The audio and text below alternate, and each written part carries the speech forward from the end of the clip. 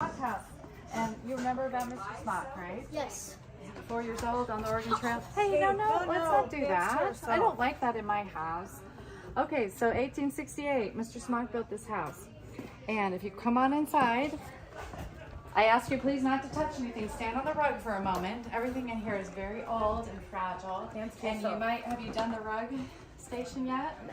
Not yet. Okay, so when you get to that station, you will see that you're going to start a rug like this. And this is the finished rug.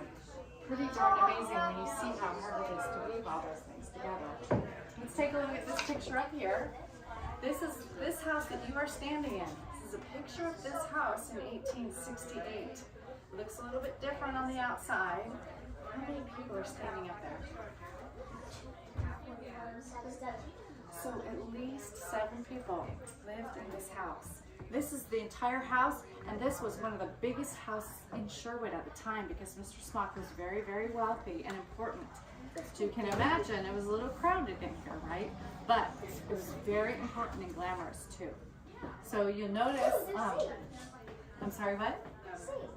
Yes, so this is an important thing because we didn't have Fred Meyer or grocery stores or any place to go, so everything that we ate had to be grown or picked from the forest. So you see in this picture, there's no cars, there's no other houses around here. It would have just been fields and trees, and so you might be able to get some herbs from outside.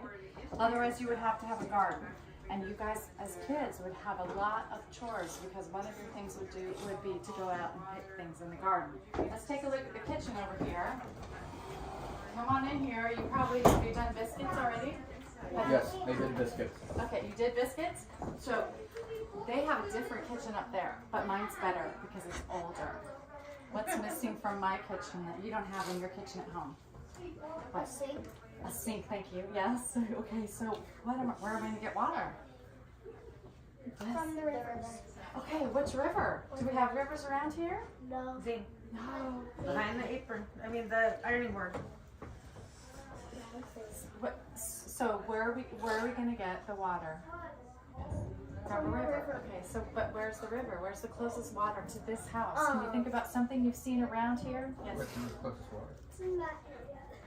There's a railroad track there, okay, but that's not going to give us water. Water? Where are we going to get water every day? The water tank? Well, later you would have a water tank, but first of all, you would have to know where the water was around in the fields. Think about, have you been to Stella Olson No, Park? that's what I was going to say. There is a creek that goes through Stella Olson. It used to be quite a bit wider. Now you probably wouldn't even know it's there, but it used to be quite a bit wider and bigger. So that would have been, that's the closest place that I can think, but it's kind of a hike. And you can imagine trying to get enough water. Think of all the things we use water for every day. We wash our hands, we drink it, we have to make food. We don't have showers, we have no indoor plumbing. Nobody gets a chance really to take a bath or a shower. Maybe once every 3 or 4 months you might get to do that. But you need a lot of water for cooking especially. So you guys, you kids are going to be in charge of not only bringing in the vegetables and making sure that we have enough to eat, but also bringing water in. Do you think you can just go get a bucket from the creek at Stella Olson and just bring it in and call it good? Yes. No. Yeah, we gotta make sure it's filtered and clean. It would have to be filtered and clean, but it would be a lot of trips. A lot of trips. Back and forth, back and forth. Oh, I'm tired. Oh, I have a headache. Nope, gotta go. We gotta go out, pick up the buckets, bring the water back, go back out, bring it back. The other thing you would have to do is get wood, because this is our stove here and it's powered by wood. I can't plug it in. There's no electricity. So you kids would also be going out and bringing wood in from the forest. You're not going to be doing the fun stuff like chopping down trees. You're going to be going to find piles of wood like this, or kindling and that kind of thing to bring it back, and you'd be making multiple trips because this is our only form of power in the entire house. It allows us to cook, it allows us to sterilize water, like you said. It allows us to do a little bit of cleaning if we need to wash our hands or wash a wound. Yes. Is that an old grill? Is it a what? Oh, yes. As a matter of fact, and it flies too. Oh. Watch. So all of these things that you're seeing in here are representative. They're not necessarily 100 50 years old, but they are very much of the kind of things that you would have seen if you were lucky enough to be invited into Mr. Smock's house. Wait, where's Mr. Smock's house? This is Mr. Smock's house. This is it. This was So when we moved it, so originally a family lived here. So when I think I mentioned that the house was moved, maybe I did not mention that to you guys. The house was moved. It was on the other side of the railroad tracks. That house that you're seeing in that picture is what it looked like when it was on the other side. Mr. Smock decided when he made the city that he wanted to have his house right in the middle of the city. So he got a bunch of his friends and he got some horses and he picked up the house and he moved it about a block over from that White House and a block down the other way. And that's where the house stayed. Then a modern family lived there, got it all fancied up, put on some other rooms, put in plumbing and refrigerators and TVs and internet and telephones and all that.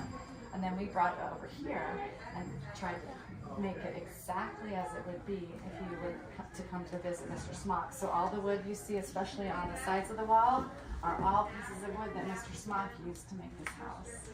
Did you hear the bell? And at the end of the day, after all the chores that you've been doing, what do you think that is? Not potatoes. I know what that was. Let's see, what is it? Oh, come on. What is it?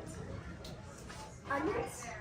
Kind I of. forgot what that was. Ginger? No, ginger. You smell ginger? Okay. Did you hear the bell? It's sauerkraut. Yes, it was Sauerkraut. And do you know what sauerkraut is made out I of? love it. I love it. Yes, yes. So sauerkraut is made out of what kind of vegetable, do you know? It stinks. Yeah, I know it stinks. So cabbage. So the point is, and there's other canned goods over there. The point is that during the summer, you guys would have to bring in a bunch of different vegetables from the garden so that during the winter you would have something to eat because we didn't have grocery stores. And so you'd have to make sure you had enough for everyone to eat during the winter by doing the canning process, the bottling process. Yes, sir. That is a butter churn. Did you guys do butter yet? No. Yes. No, we You haven't done it yet, but you're gonna do it today. Yeah, we learned. So you have to make, they had to make everything. Butter, cheese, everything they had to make themselves. The bell has rung. Yes. Oh, I didn't hear it. Oh, Yeah, I know you didn't. That's why I was. No, it goes